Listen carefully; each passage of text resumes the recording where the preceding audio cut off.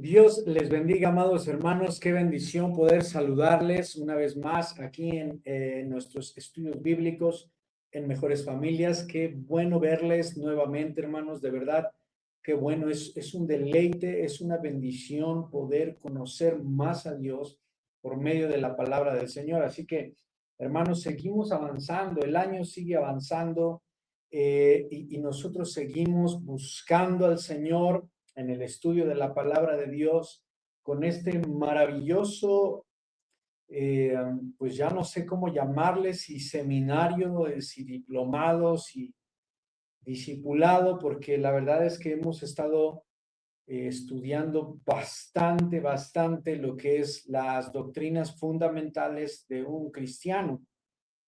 Y déjenme decirles, hermanos, que para bendición de nosotros, todas estas enseñanzas están plasmadas en nuestra declaración de fe.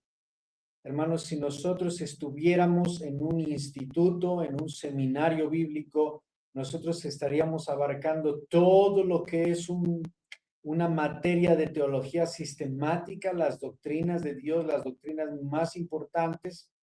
Y eso, hermanos, nos debe de llenar de bendición, de gozo, de alegría, porque eso nos va a permitir responder a las preguntas más importantes que a veces nos hacen, ¿no? ¿En qué creen?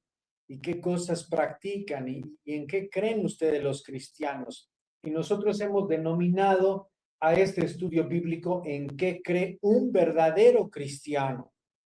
Porque un cristiano no solamente se define por la denominación, el tamaño de la iglesia o a la cultura cristiana, porque hay muchos cristianos culturales. Por eso nosotros hemos puesto esa palabra, el verdadero creyente, el verdadero hijo de Dios, tiene que creer estas cosas, no porque nosotros lo digamos, sino porque son las cosas que están plasmadas en la palabra del Señor. Y ahora estamos en un tema muy importante, como todos, que es la santificación y la perseverancia de los santos, que es algo en lo que los cristianos creemos, los verdaderos cristianos creemos que Dios nos ha salvado, pero nos ha dado la responsabilidad de permanecer en la fe, de permanecer en el evangelio, de permanecer en la sana doctrina hasta la venida del Señor. Y en ese tema estamos, hermanos. La semana pasada estábamos hablando sobre el propósito de la santificación. Ya hemos visto qué es la santificación y estábamos viendo el propósito de la santificación y decíamos, hermanos, que todo es por la gloria de Cristo, para la gloria de Cristo. En el momento que nosotros en la iglesia veamos que la gloria de Cristo es puesta a un lado para resaltar la humanidad, el humanismo, el sentimentalismo, a las filosofías humanas, el modernismo, etcétera, etcétera. En ese momento nosotros debemos levantarnos y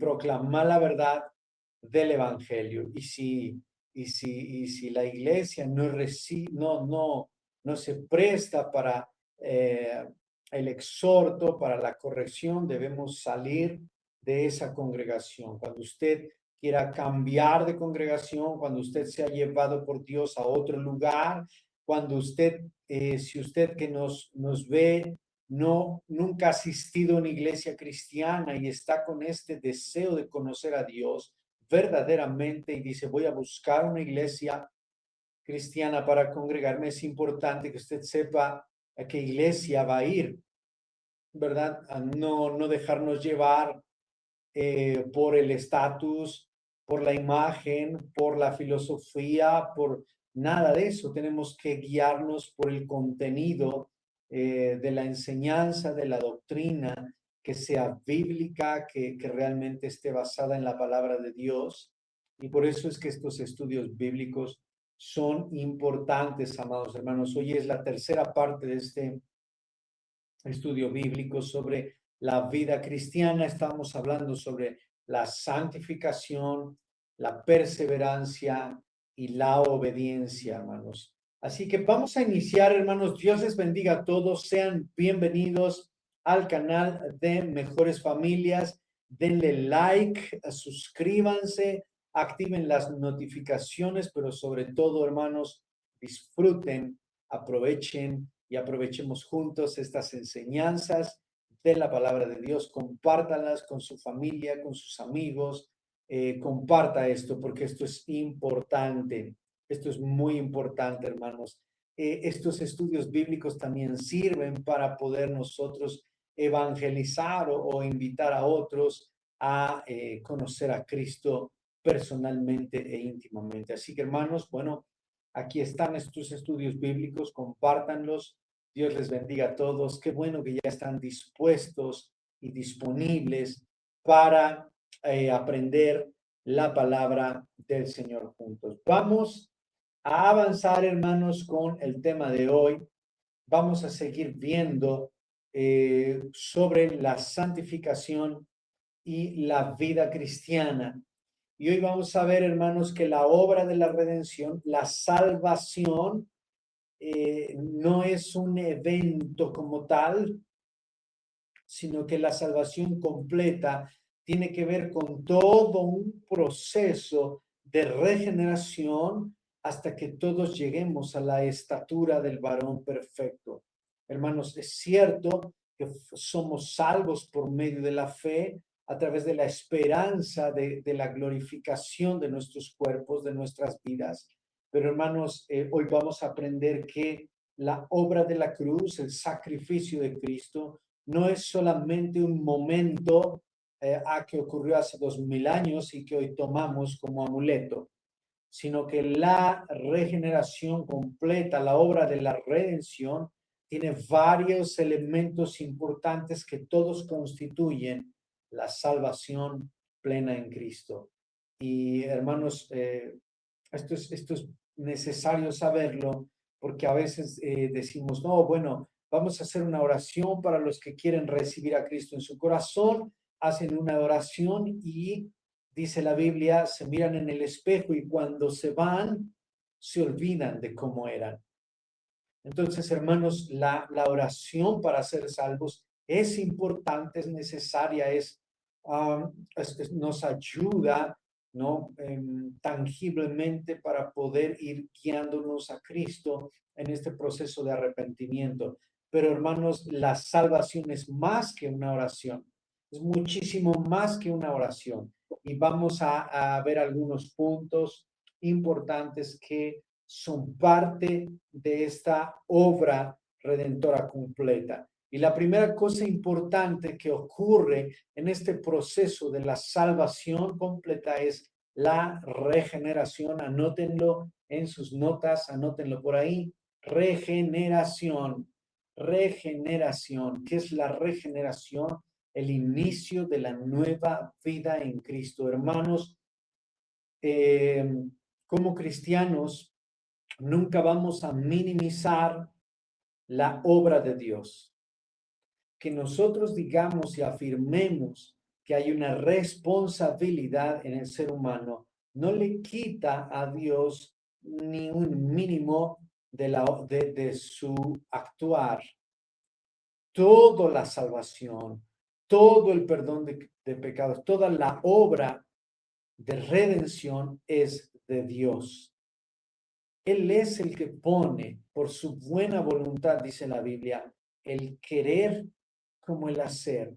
Cuando nosotros respondemos a la salvación es porque el Espíritu Santo nos empujó a tomar esta decisión. Ahora, ¿cómo ocurre esto? Bueno, por eso dice que la fe nace por el oír de la palabra de Dios. Es importante que alimentemos la fe para que el Espíritu Santo tenga libertad de trabajar en nosotros. La regeneración, hermanos, constituye el primer elemento, el primer momento o un elemento, el primer elemento importante en la obra redentora. No puede haber redención ni salvación si no hay, no puede haber si no hay regeneración del alma. ¿Por qué, hermanos? Porque el hombre está perdido, está muerto está oscuro, está alejado de Dios y no puede acercarse a Dios por ninguna manera. Entonces, para que nosotros podamos tener en nuestro espíritu y en nuestra alma esta capacidad de responder a la obra de Cristo, nosotros tenemos que ser regenerados. El Espíritu Santo tiene que hacer en nosotros un trabajo, ¿verdad? De regeneración. Por eso, hermanos, es importante que nosotros veamos todo esto.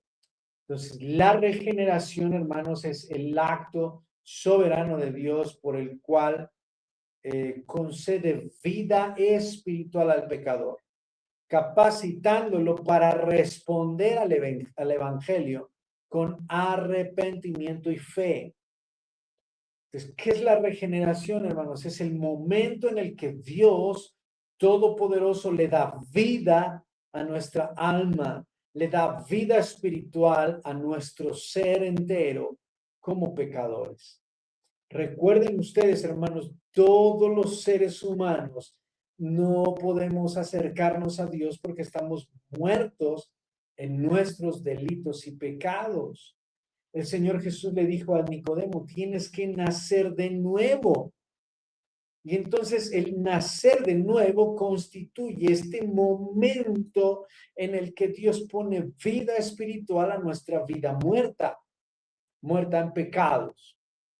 Amén. Entonces, esto es maravilloso, hermano, porque este es el primer, sin este paso, por así decirlo, sin este principio, sin este elemento, no podemos ir a la cruz.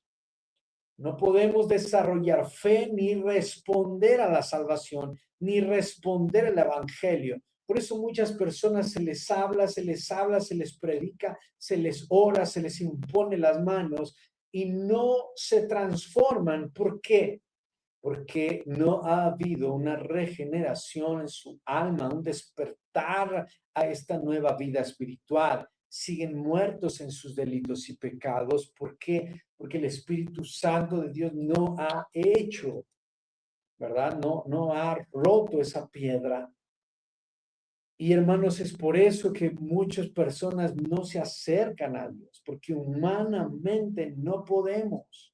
Nadie puede acercarse a Dios por sus propios medios o sus propios méritos. Este acto de la regeneración capacita a las personas para responder al evangelio con arrepentimiento y fe. Debemos de entender estas cosas y no olvidarlas. El ser humano está muerto en sus delitos y pecados. ¿Sí? La regeneración marca el momento exacto de la nueva vida. El que no naciere de agua y de espíritu. Nicodemo, tienes que nacer de nuevo. Y le dice Nicodemo, ¿cómo voy a meterme ya siendo viejo en el vientre de mi madre? Y el Señor le dice, esto es espiritual. Dios entra a tu corazón y hace un trabajo espiritual. La regeneración no quita o no elimina la lucha constante contra el pecado, pero también entendemos que no puede haber regeneración, no puede haber santificación si antes no hubo regeneración. Un árbol no crece para convertirse en un árbol crece porque ya es un árbol, ¿no? Este es un ejemplo. Los árboles fueron hechos por Dios no para crecer y ser árboles, sino ellos crecen porque ya son árboles. Nosotros no nos santificamos para ser nuevas criaturas. Nosotros buscamos la santificación porque ya somos nuevas criaturas. Efesios 2:1 dice, y Él os dio vida a vosotros cuando estaban muertos en sus delitos y sus pecados. Cuando ustedes estaban muertos en sus delitos y en sus pecados, en ese momento Dios les dio vida.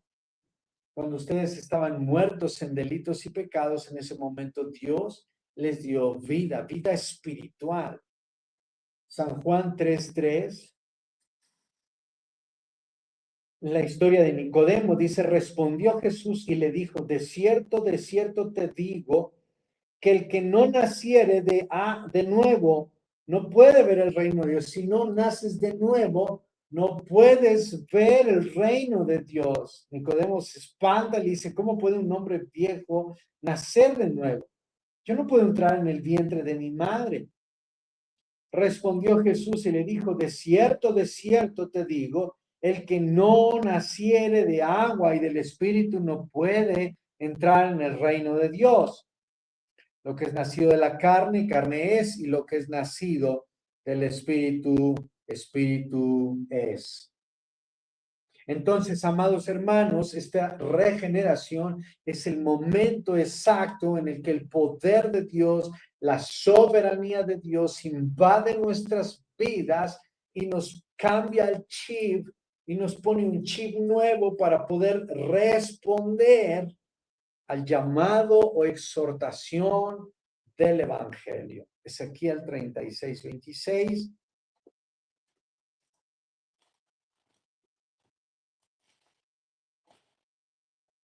Dice así la palabra de Dios, les daré un corazón nuevo, pondré un espíritu nuevo dentro de ustedes y quitaré de vuestra carne el corazón de piedra. Lo que está diciendo Dios es, no está diciendo les voy a mejorar el corazón que tienen, lo voy a poner más bonito, más sensible. No, él está diciendo, yo les quitaré el corazón que tienen y les voy a poner un corazón como el mío, un corazón a mi medida.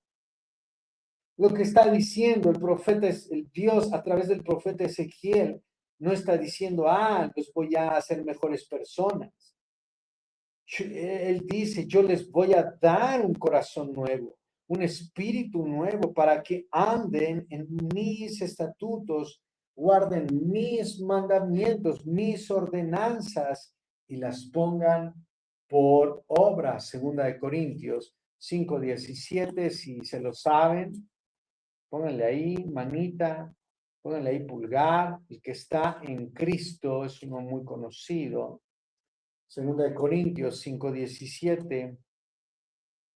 De modo que si alguno está en Cristo, nueva criatura es, las cosas viejas pasaron, y aquí todas son hechas nuevas. Entonces, hermanos míos, es importante esto entender. El primer elemento importante para una salvación completa y plena en Cristo no es un acto en una campaña evangelística, en una jornada evangelística, donde una persona hace una oración para recibir a Cristo.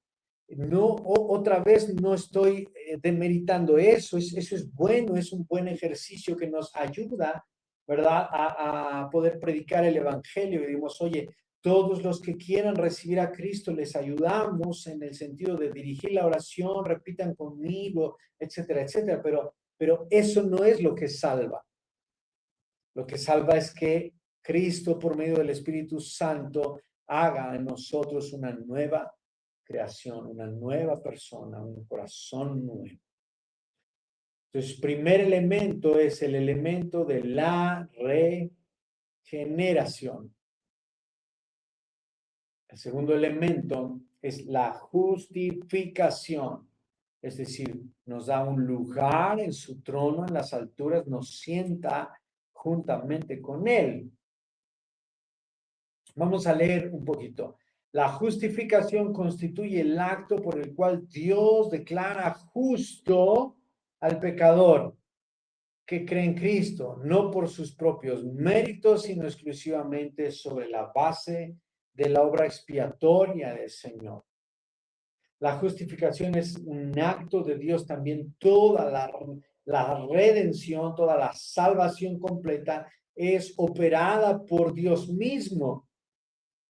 Entonces, hermanos, la justificación quiere decir que Dios declara justo al pecador que cree en Cristo, no por sus méritos, sino exclusivamente sobre la base de la obra expiatoria del sacrificio de Cristo en la cruz del Calvario. Hermanos, la justificación tiene que ver con no solo el perdón de pecados, sino esta posición ¿verdad? Que tenemos como hijos. Así que, hermanos, ¿qué es la justificación? ¿Qué simboliza? Que hemos sido reconciliados o amistad con Dios, la culpa fue perdonada, las cadenas o castigos fueron quitados, la paz ahora reina y nos acerca a Dios. Hermanos, esto es muy importante, ¿sí? Somos perdonados, pero a mí algo que me gusta mucho de la justificación, que me asombra demasiado, hermanos, con respecto a la justificación es precisamente este acto de Dios de dignificarnos nuevamente y darnos un lugar y una posición. Antes éramos delincuentes, infractores de la ley, pecadores condenados. Ahora somos hijos de Dios, justos.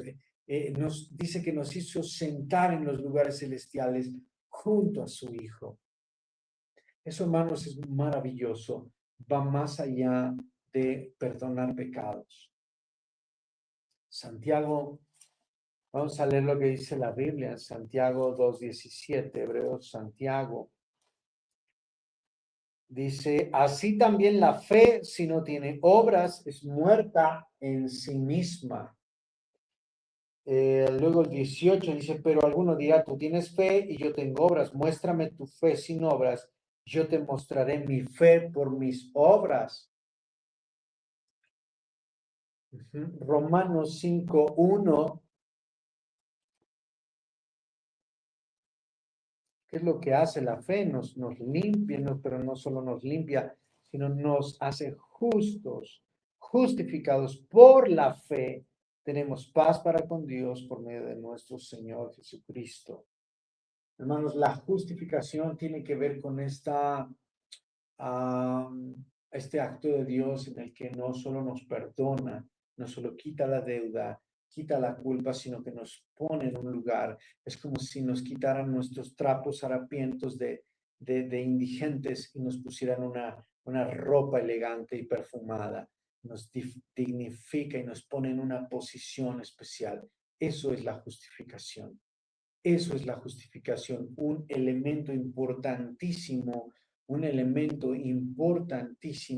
en lo que tiene que ver con la obra de la redención. Entonces, hermanos, es importante, yo creo que la justificación es de las cosas más bellas. No solo Dios nos perdona, sino Dios nos dignifica, dándonos un lugar en su reino, dándonos una posición como hijos de Dios. Y bueno, qué maravilloso, esto es parte de todo la obra redentora de Cristo.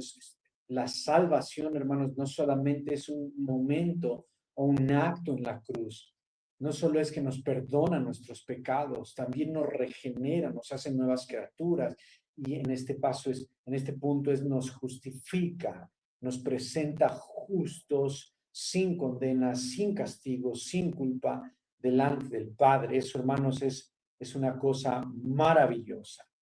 Otra cosa importante es la adopción. En la obra redentora de Cristo, en la obra de redentora de Cristo, el Señor nos hace sus hijos, establece una nueva relación con el Padre. La adopción como hijos o el hacernos hijos de Dios constituye uno de los privilegios más hermosos, uno de los títulos más altos en el reino de Dios. Muchas personas aman los títulos. Bueno, para todos aquellos que aman los títulos, quiero decirles que el título más hermoso, más privilegiado, más sublime en el reino de Dios es el ser llamados hijos de Dios. La adopción constituye uno de los privilegios más hermosos del Evangelio. El creyente deja de ser únicamente un pecador perdonado. O sea, no solo es que Dios te perdona tus pecados, sino que nos convertimos en herederos de Cristo, parte de la familia de Dios. Él nos llama sus hijos. Es decir, nos pone en un lugar privilegiado, nos sienta junto a Cristo y nos llama a sus hijos. Hermanos, esto es maravilloso, de verdad que esto es maravilloso. Ahora dejamos de ser solamente, sí, los que Dios les perdonó los pecados. Bueno, sí, pero no es tan limitado como cuando tú, ok, te perdono, no te preocupes, no pasa nada. No, hermanos, nos perdona los pecados, nos dignifica, nos quita la culpa, nos cambia las ropas para no seguir siendo los mugrosos indigentes, nos pone ropas reales y además nos sienta con Cristo juntamente para llamarnos sus hijos. Nos da una nueva identidad, nos da acceso al Padre, podemos llamarle Abba Padre. Ahora nosotros ya no solamente le vamos a llamar Dios, aquel, ¿no? Sino es nuestro Padre Celestial. Cuando veíamos el Padre Nuestro en la Biblia, ese es Padre Nuestro que estás en los cielos. Padre mío, yo soy hijo de Dios, dice aquella canción hermosa. Ya no somos esclavos, ahora somos hijos de Dios.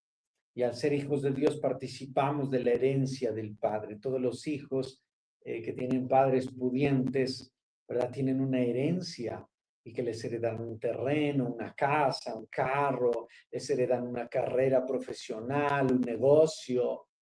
Pero ese es el Padre terrenal, el Padre espiritual, nuestro Dios, dueño de todo, creador del cielo y de la tierra, nos hace participantes de sus riquezas en gloria y nos hace herederos, dice coherederos con Cristo. La misma herencia de Cristo la ha compartido con nosotros y esa herencia son todas las riquezas espirituales en gloria, dice el Señor, que nos ha dado nos ha hecho participantes de todas las riquezas espirituales en Cristo. Así que hermanos, esto es maravilloso, maravilloso. Como buen padre, Dios tiene el derecho a disciplinarnos, a corregirnos.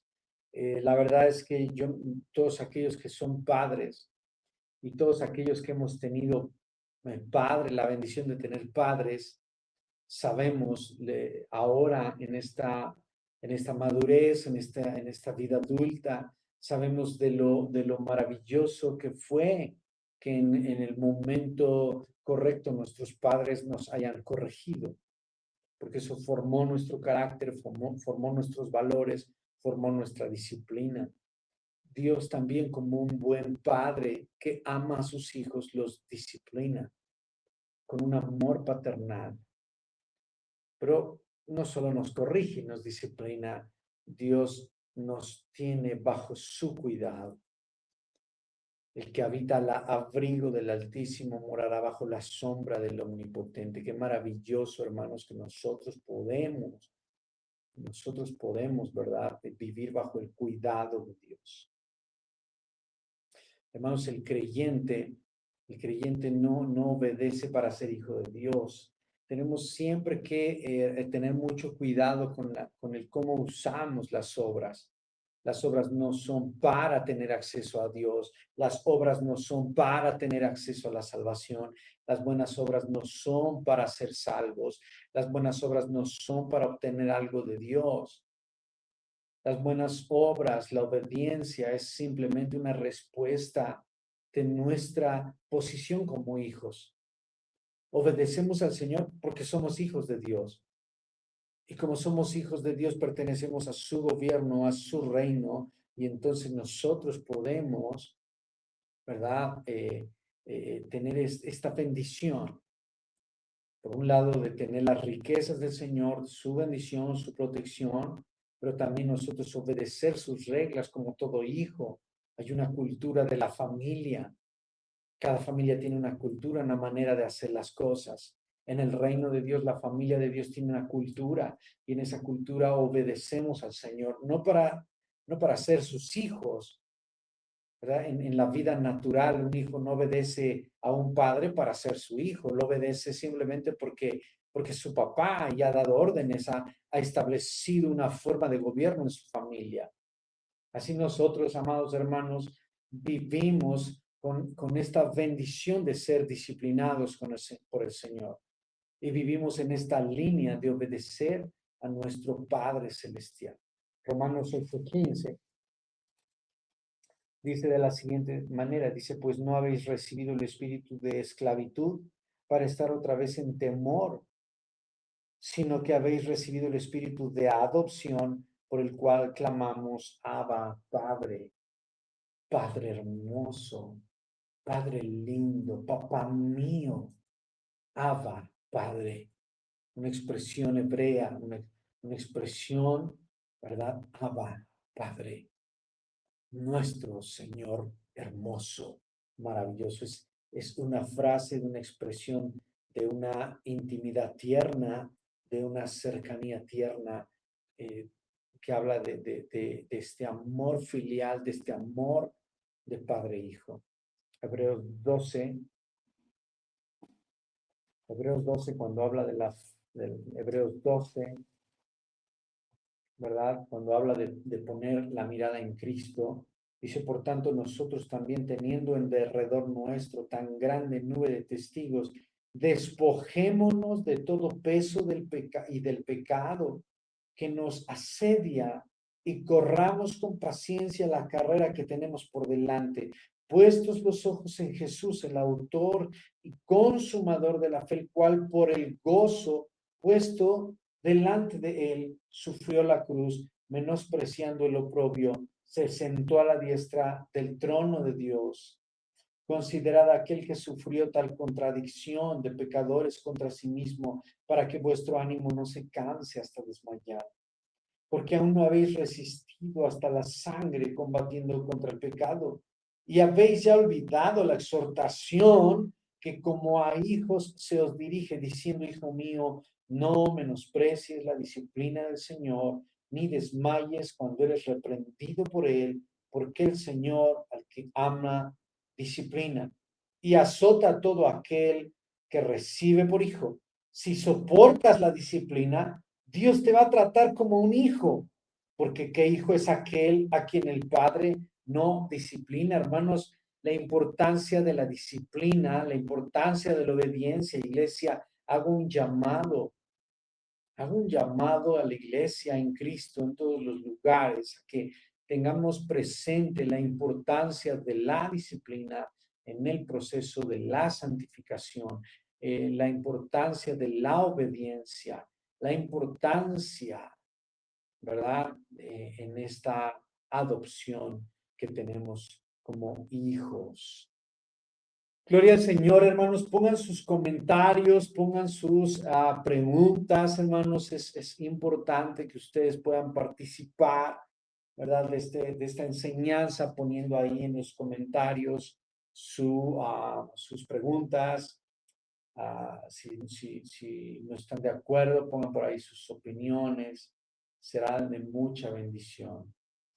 Otra cosa importante en el proceso, ¿verdad?, de la redención tiene que ver con lo que es la perseverancia, es decir, la continuidad de la fe. Hermanos, esta idea de salvo siempre salvo es una verdad a medias. Dios nos ha salvado, nos ha regalado por su don inefable, por su gracia, nos ha regalado el don de la salvación. Este don de la salvación es un regalo de la gracia y del amor de Dios.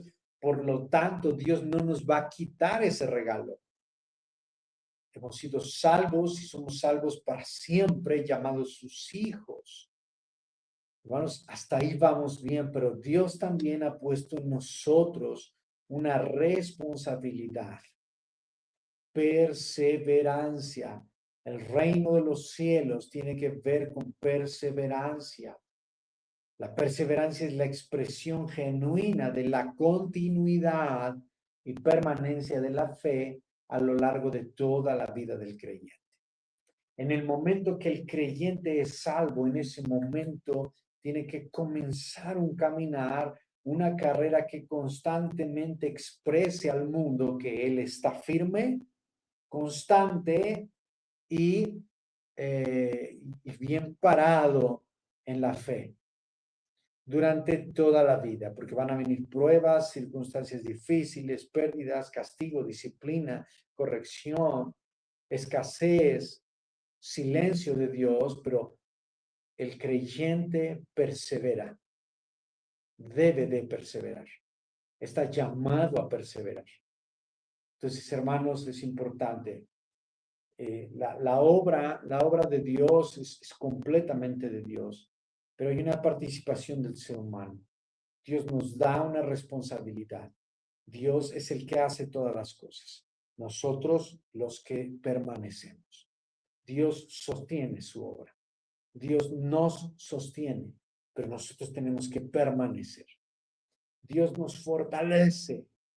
Todo lo puedo en Cristo que me fortalece. Pero nosotros prosigo al blanco, yo prosigo, me levanto y avanzo.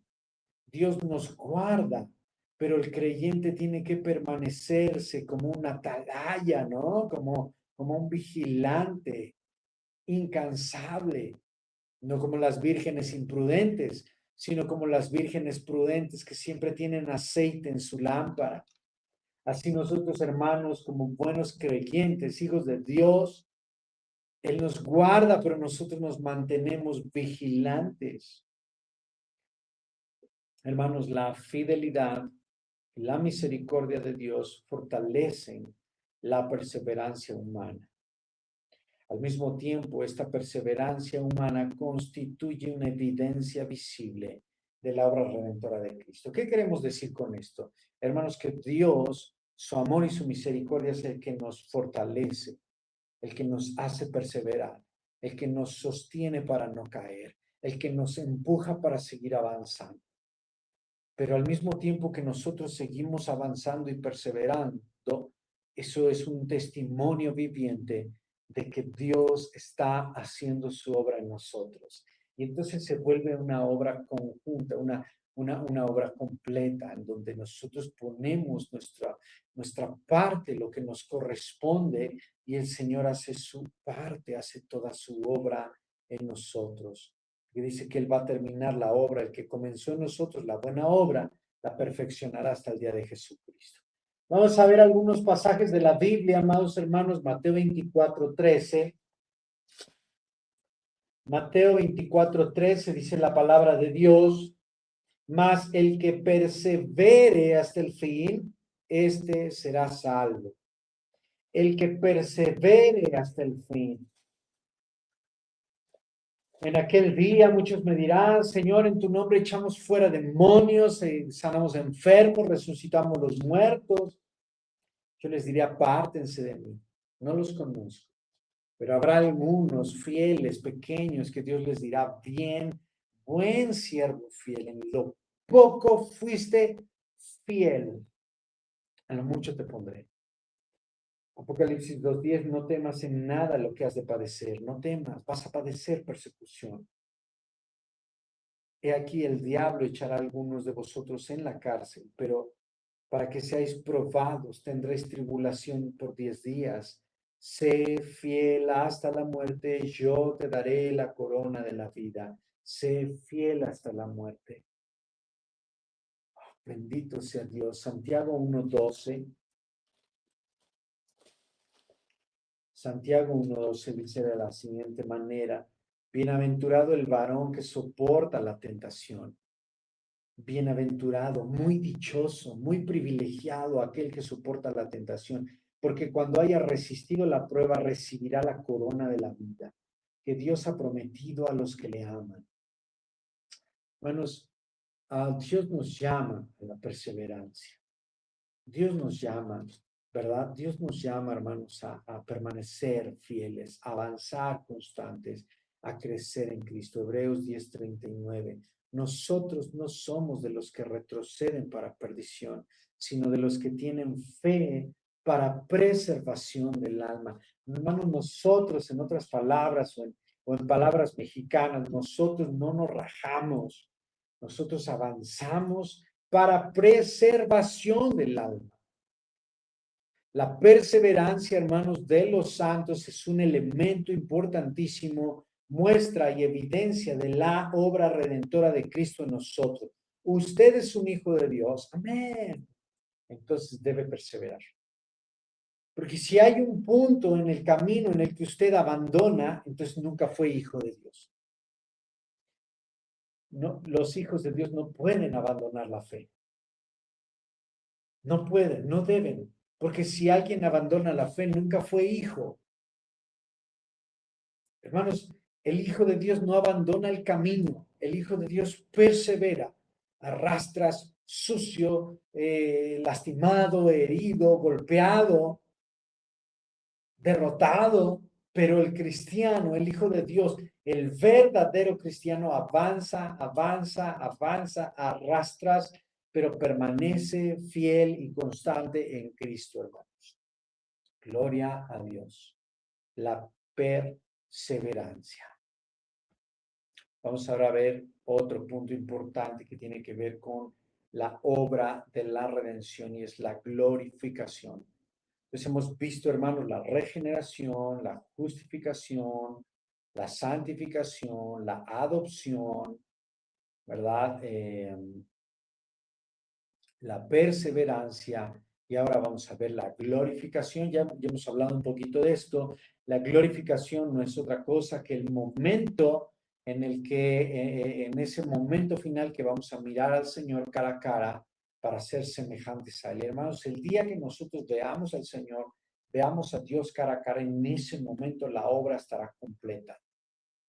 Porque en ese momento alcanzaremos la gloria, la glorificación, porque seremos semejantes a Él, seremos como Él. ¿Por qué? Porque le veremos cara a cara. Y esto va a ocurrir, solamente hay dos formas de que esto ocurra, hermanos, ya sea en su venida, si Él viene y todavía estamos vivos, pues vamos a ser levantados, arrebatados a las nubes para encontrarnos con Él. Y en ese momento que nos vamos a mirar con Él cara a cara, somos transformados en nuestros cuerpos y seremos incorruptibles, semejantes a Él. La otra forma, hermanos, de lograr eso es cuando el Señor nos llame a su presencia y que perdamos la vida aquí en la tierra. En ese momento vemos al Señor cara a cara y la obra de Dios es terminada. La glorificación, hermanos, constituye el momento en el que desaparecen por completo y para siempre el pecado en nuestro cuerpo, la corrupción del cuerpo, es decir, este nuevo cuerpo que Dios nos va a dar en la glorificación es un cuerpo eterno. Desaparece la muerte llegó al Edén como consecuencia del pecado, el sufrimiento llegó al Edén como consecuencia del pecado, la corrupción del cuerpo llegó al Edén como consecuencia del pecado, la presencia constante del pecado, la tentación, la debilidad llegó al Edén como consecuencia del pecado. Es decir, todas las consecuencias de la caída del pecado, de la caída del hombre en el Edén, todas esas consecuencias van a ser quitadas en el momento de la glorificación. ¿Y qué es la glorificación? Es el momento exacto que nos encontramos con Cristo cara a cara para ser transformados en nuestros cuerpos a cuerpos inmortales, a cuerpos incorruptibles. Amén. La glorificación, la glorificación. Vamos, hermanos, a tratar de seguir avanzando. Espero yo que podamos acabar con este tema. Podamos avanzar a otro punto importante el día de hoy. Así que, hermanos, la obra completa de la salvación no solamente es el perdón de pecados. No estoy minimizando la cruz, hermanos, no me vayan a crucificar, ¿verdad? No estoy minimizando la cruz, todo lo contrario, estoy ampliando el valor de la cruz. Que no solamente es perdonarnos los pecados y quitarnos la condena eterna, es dignificarnos, es elevarnos, es ponernos en una posición de hijos, es ponernos, injertarnos en el reino de Dios como hijos, como familia del Señor. Es adoptarnos, es tener la capacidad y tener este don para poder perseverar. Y es esta esperanza de ser glorificados para ser como Él por la eternidad. Dicho eso, amados hermanos, vamos a avanzar a un siguiente punto, los medios de gracia. ¿Qué son los medios de gracia? Quiero, hermanos, platicarles un poquito esto de los medios de gracia. Es importante esto porque muchos creen que los medios de gracia son estos elementos que colaboran a la salvación. De hecho, en la teología católica están definidos así, ¿no? Los medios de gracia son medios que contribuyen, que colaboran con la salvación hermanos, eso no está en la Biblia, no es bíblico. La cruz de Cristo, la vida de Cristo, la persona de Cristo es suficiente, tiene el poder suficiente para salvar no solo a una persona, no solo a un pueblo, sino a toda la humanidad, no solo de una época, sino de toda la historia. Entonces, hermanos, cuando nosotros vamos a hablar de los medios de gracia, no vamos a hablar de las cosas que nos colaboran para ser salvos. Cuando hablamos de los medios de gracia, estamos hablando a los medios de gracia, hermanos. Estamos hablando de estos caminos para poder estar conectados íntimamente con el Señor. Los medios de gracia, nosotros podríamos decir que son estas puertas, estos elementos, estas herramientas para que nosotros podamos acercarnos a Dios. No para ser salvos y no para ser santos, sino para nutrir nuestra intimidad con Dios. Dios utiliza estos caminos para fortalecernos, para corregirnos, para alentarnos, para transformarnos, pero estos elementos no tienen poder en sí mismos. Es decir, no actúan de manera automática, no producen una santidad solo por ser, solo por practicarlos. Y hay que tener mucho cuidado con esto, hermanos, porque si nosotros le damos valor incorrecto a los medios de gracia, podemos caer en un evangelio de obras, y ese es un evangelio erróneo, un evangelio herético, un evangelio totalmente alejado de la verdad de Dios. Dios no necesita obras para salvarnos, porque nuestras mejores obras nunca, nunca, nunca serán suficientes. ¿Cómo podemos entender esto, hermanos, si nosotros ponemos el orden correcto? Dios salva y como respuesta a esa salvación nosotros hacemos buenas obras. Y estos medios, hermanos, llamados medios de gracia o medios establecidos por Dios para acceder a la santificación, vienen a ser solamente, hermanos, estos caminos, estas herramientas por las cuales nosotros nos mantenemos vinculados con Cristo. No tienen un poder en sí mismos, no actúan automáticamente, no producen santidad por simplemente practicarlos, sino que la eficacia de los medios de gracia o el poder de los medios de gracia está en la acción de Dios nuevamente a través de su Espíritu Santo, quien obra a través de esos medios para que nosotros seamos conformados a la imagen de Cristo. Ese es el propósito de Dios para sus hijos, es que nosotros seamos conformados, formados a la estatura, la medida de Cristo nuestro Señor. Dicho eso, hermanos, vamos a ver algunos medios de gracia con los cuales Dios nos ha provisto para poder santificarnos, para poder buscar la santificación constante. Vamos a ver algunos, hermanos, algunos importantes que tenemos aquí. El primero de ellos, hermanos, es la palabra de Dios, por supuesto.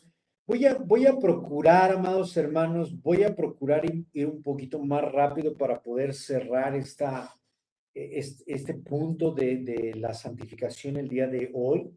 Espero que me tengan paciencia, pero sobre todo, hermanos, que pongan mucha atención, pongan sus comentarios, saluden, por ahí repórtense, sigan reportándose para saber quiénes están conectados, hermanos. A veces es complicado, no se imagina Uno se imagina, ¿verdad? Que están todos ahí detrás de la pantalla con sus cuadernos, con sus apuntes, su Biblia, pero no sé, hermanos, no sé. Entonces, hermanos, vamos a ir avanzando. La palabra de Dios, definitivamente la palabra de Dios, amados hermanos, definitivamente la palabra de Dios siempre será el medio de gracia por excelencia. ah, Siempre será el medio más importante, más sublime. La santificación siempre está unida a la verdad y la palabra de Dios es la verdad. Cuando la palabra de Dios ocupa el centro de nuestras vidas, el centro de nuestra iglesia, entonces el Espíritu Santo puede trabajar con poder, puede obrar con poder. Sin embargo, cuando la palabra de Dios es desplazada de la vida de la iglesia, cuando la palabra de Dios se cambia, ¿no?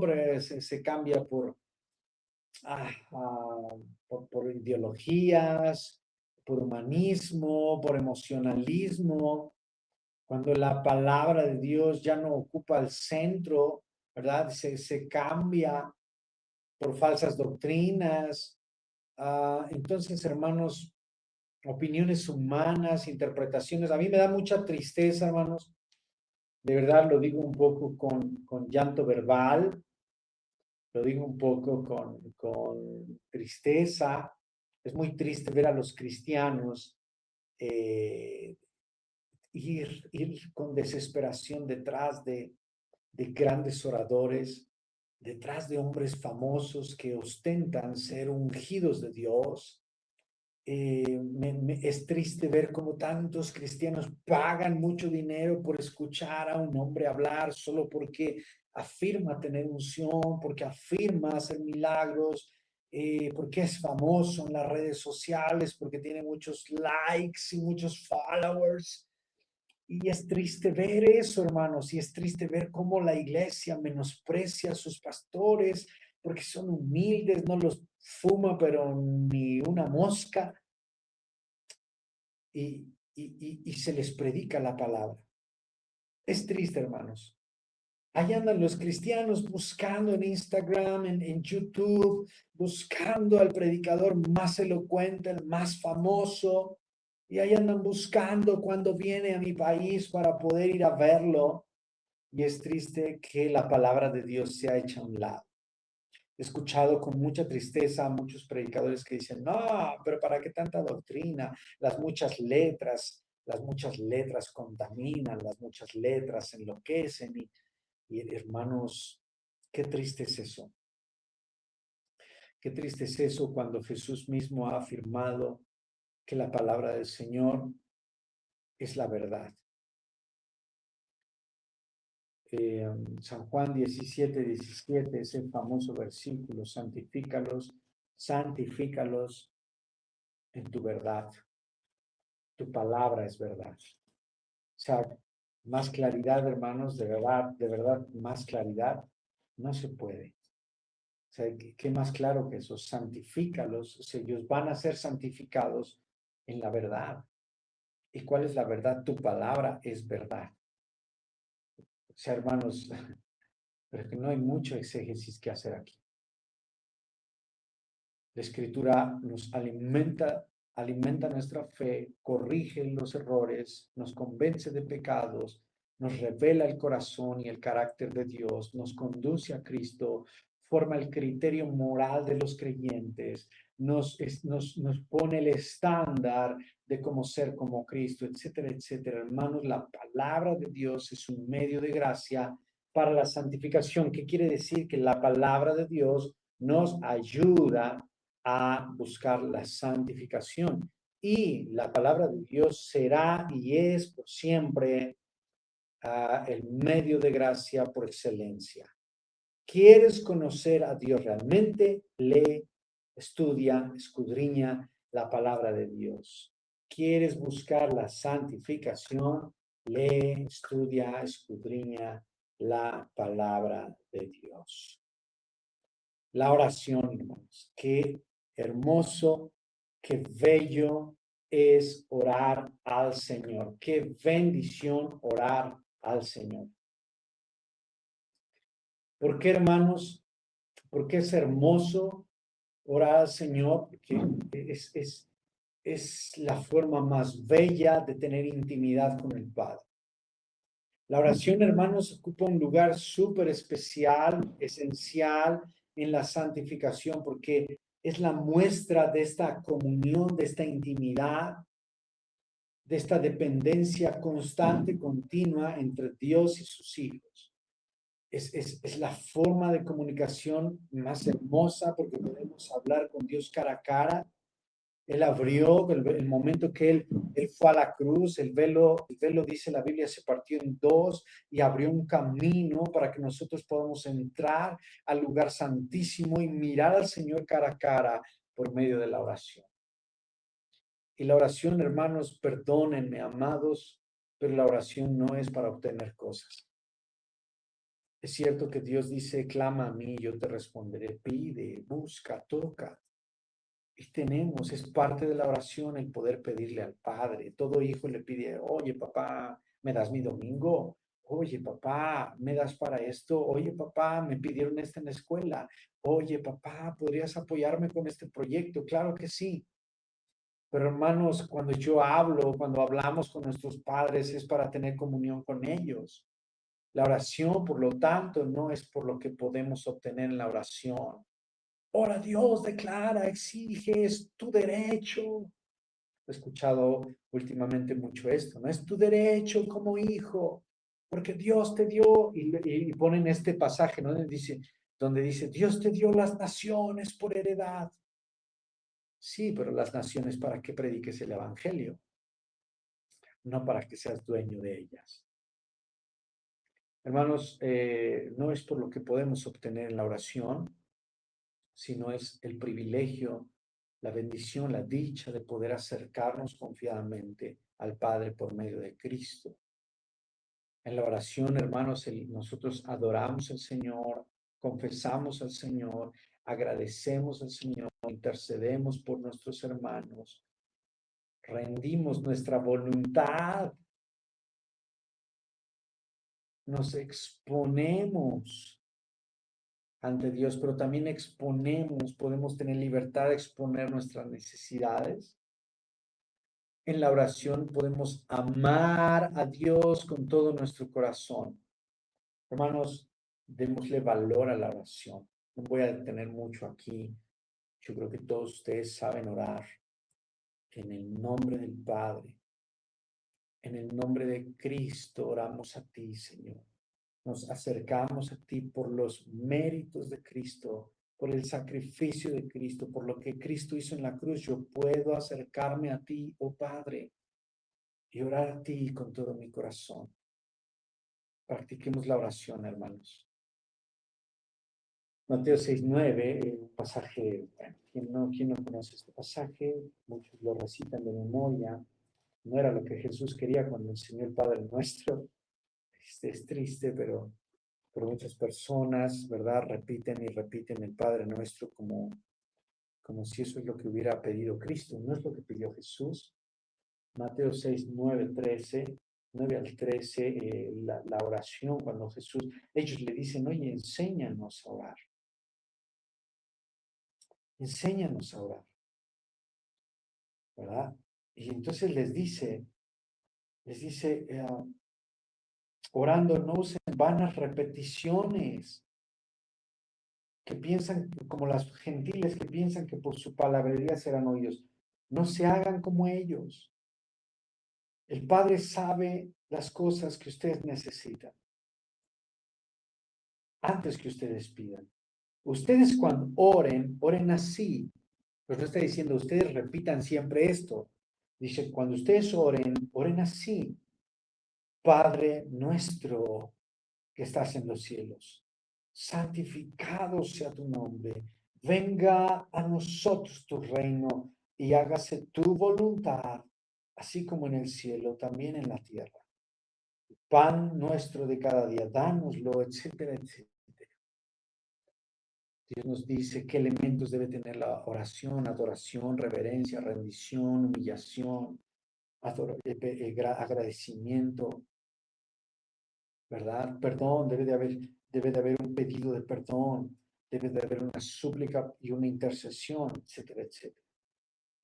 Lucas 18:1. Lucas 18:1 dice así: también les refirió Jesús una parábola sobre la necesidad de orar siempre y no desmayar. Primera de Juan 5:14. Primera de Juan 5:14 dice así: y esta es la confianza que tenemos en Él, que si pedimos alguna cosa conforme a su voluntad, Él nos oye, no cualquier cosa, conforme a su voluntad. ¿Y cuál es la voluntad de Él? Del Padre. ¿Cuál es su voluntad? Que seamos como Cristo. ¿Cuál es la voluntad de Dios? Que nosotros glorifiquemos a Cristo. ¿Cuál es la voluntad del Padre? Que seamos formados a la estatura de Cristo. ¿Cuál es la voluntad del Padre? Que proclamemos a Cristo. Si nosotros pedimos algo así, Él nos oye. Amén. Primera de Tesalonicenses 5:17. Hermanos, bueno, no corramos. Vamos a dejarle aquí. Orad sin cesar. Los medios de gracia que Dios ha puesto para que nosotros podamos buscar la santidad. Sin santidad, hermanos, nadie verá al Señor. Dios nos ha dado otros medios como la iglesia local. Quiero decir algo aquí con respecto a la iglesia local, hermanos. La iglesia local es importantísima. La iglesia local es una orden de Dios, es un deseo de Dios y Dios estableció la iglesia local. Hay muchos cristianos que asumen que son maduros y dicen: no, Dios no vino a fundar iglesias, Dios no vino a fundar edificios, Dios vino a habitar en los corazones, sí, pero un creyente aislado no es la iglesia de Cristo. Discúlpenme, pero la Biblia no dice eso. Cristo salva a personas para incorporarlas a su cuerpo. Un creyente por sí solo no es el cuerpo de Cristo, es parte del cuerpo de Cristo. Entonces, hermanos, hay que tener mucho cuidado. El mismo apóstol Pablo decía: les mando un saludo a todas las iglesias, ¿verdad? O sea, Pablo hace una alusión a que hay muchas iglesias locales. Y esas iglesias están conformadas por una comunidad de creyentes que han sido adheridos, injertados al reino y por lo tanto ahora forman parte del cuerpo de Cristo, pero no son el cuerpo de Cristo. Un creyente aislado por sí solo no es el cuerpo de Cristo. Es miembro del cuerpo de Cristo, es una parte del cuerpo de Cristo. La iglesia local, hermanos, provee los medios humanos de madurez para ser santificados. Aquellos que dejan la iglesia local, hermanos, difícilmente van a madurar y crecer en Cristo. Y sin santidad nadie verá al Señor.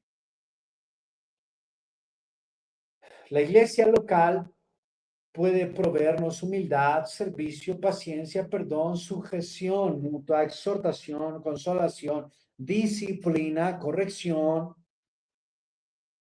formación. Hermanos, la iglesia local es importante. Necesita usted ser parte de la iglesia local. Necesita adherirse a la iglesia local.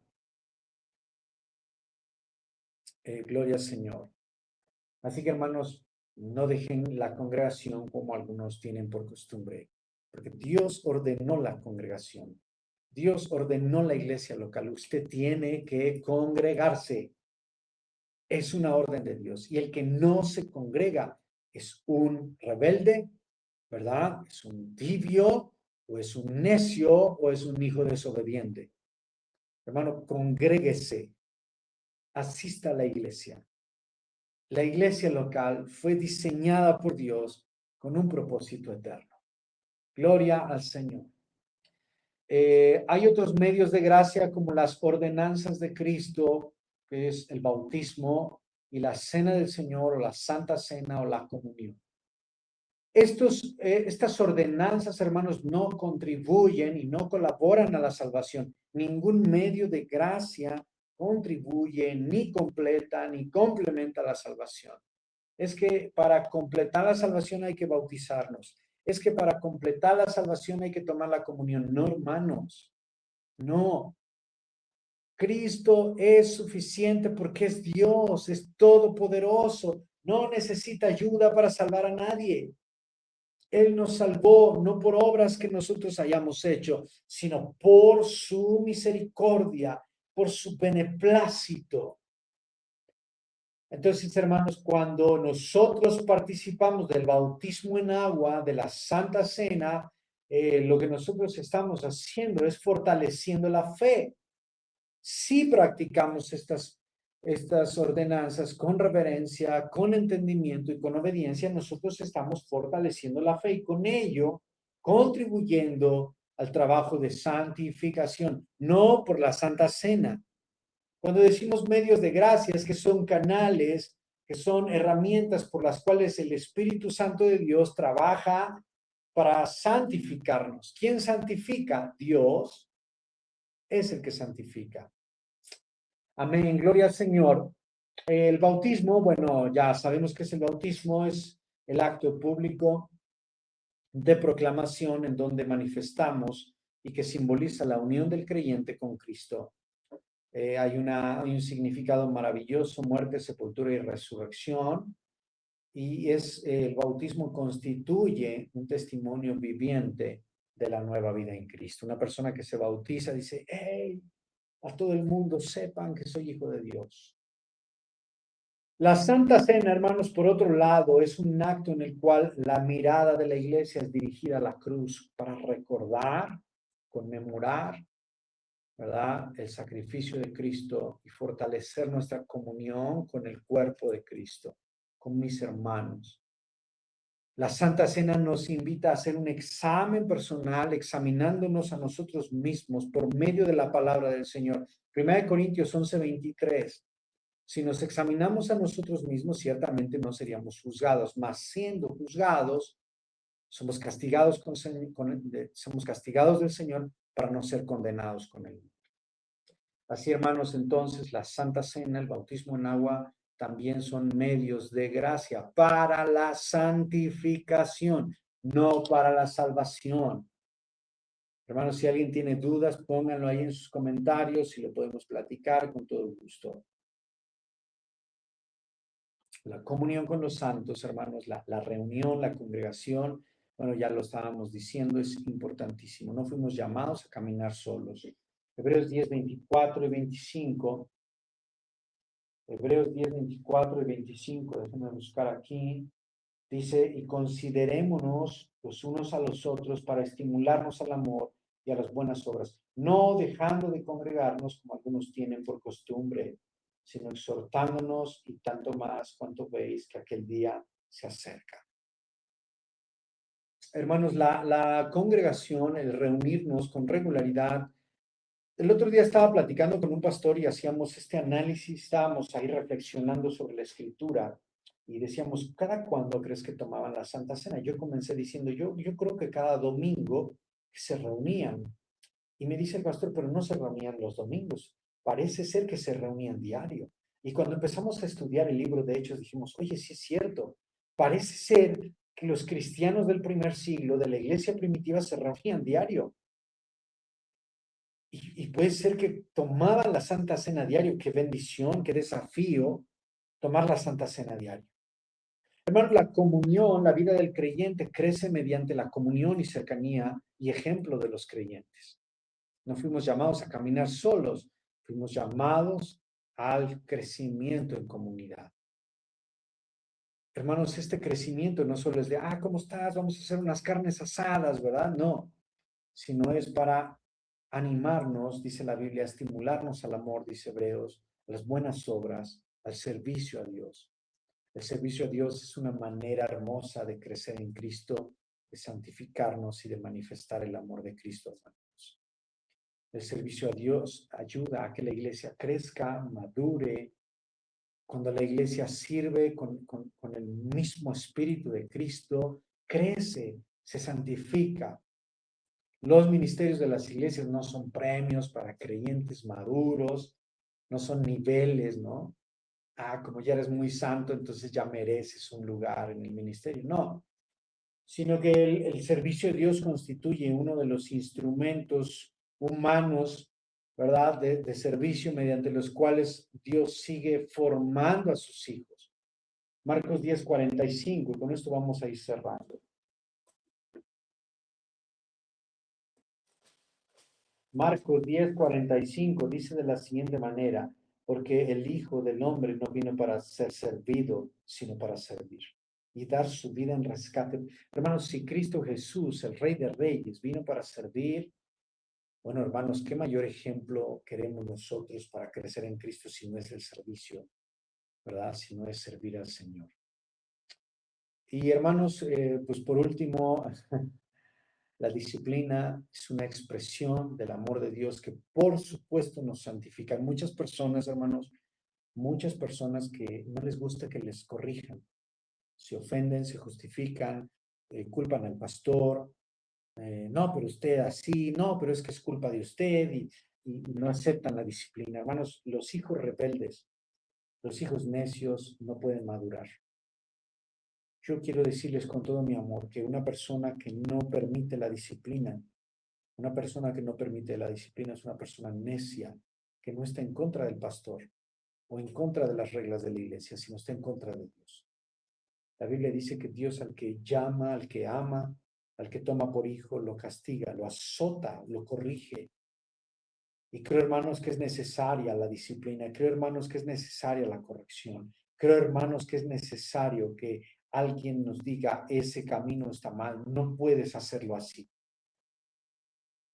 Y hermanos, la disciplina restaura a la iglesia, preserva la santidad de la iglesia, protege el testimonio de la iglesia, del evangelio. La disciplina nos llama al arrepentimiento, la disciplina nos llama a la santidad, la disciplina nos santifica, por lo tanto la disciplina es un medio de gracia. Y esta frase desafiante que quiero compartir con ustedes dice, cuando no hay disciplina, la expresión del amor de Dios está incompleta. Por lo tanto, hermanos, es necesario empezar a meternos en los terrenos de la disciplina. Es importante. Mateo 18:15-17.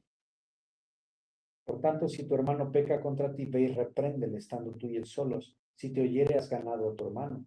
Si no te oyere, toma aún contigo a uno o dos, para que en boca de dos o tres haya testigos y conste la palabra. Si no los oyere a ellos, dilo a la iglesia. Y si no oyere a la iglesia, tenle por gentil y publicano.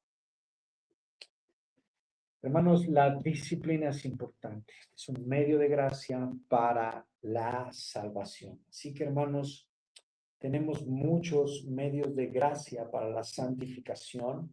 Tenemos el ayuno, tenemos la alabanza, las canciones espirituales, la meditación de la palabra de Dios. Cuando hablo de la meditación, es la reflexión de la palabra de Dios. No hablo de poner nuestra mente en blanco, ¿verdad? No, hablo cuando decimos meditar en la palabra de Dios, en Dios. Son medios de gracia, medios que nos acercan a la madurez, que nos acercan a la intimidad con Dios. La palabra de Dios, la oración, la congregación, la disciplina, el servicio a Dios, el ministerio, hermanos. Sirvamos al Señor y entendamos que es necesario que los creyentes busquemos la santificación. Hermanos, Dios les bendiga muchísimo. Estamos llegando al final de la enseñanza de hoy. Dios les bendiga. Gracias por su paciencia, que estuvieron conectados. Todos los que están ahí, hermanos, Dios les bendiga muchísimo. Dios les guarde y nos vemos en la siguiente enseñanza. Aquellos hermanos que son parte de la iglesia local, nos vemos el domingo para poder nosotros estar en la congregación y en la comunidad como hermanos en Cristo. Todos aquellos que están fuera Vayan a sus congregaciones el día domingo. Congréguense. Es de grande bendición. Nos vemos en la siguiente.